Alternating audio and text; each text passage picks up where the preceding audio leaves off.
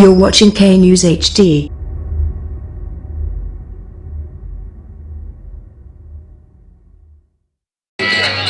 अस्सलामुअलैकुम, आप देख रहे हैं के न्यूज चैनल। खबर शामिल करते हैं शेखुपुरा से। हमारे बैरक चीफ ताहिर खान की रिपोर्ट के मुताबिक शेखुपुरा में कानून और हुकूमत रेट नाम की कोई चीज नजर नहीं आ रही। फिरोजवाला राना टाउन सालगिरह की तकरीब में ओबाश नौजवानों ने कानून का तमाशा बना दिया। दफा 144 और हवाई फायरिंग करते हुए कानून की धज्जियां बिखेर कर रख दी। सिकंदर शाह की सालगिरह पर इलाका गोलियों की थरथराहट से गूंज उठा। अवाम से खौफ और हिरास फैल गया। 1 किलोमीटर चौकी राना टाउन पुलिस बार बार कॉल करने पर भी ना पहुंची। वीडियो में राहिल, आमिर, फखर शाह और काका भट्टी को फायरिंग करते हुए देखा जा सकता है।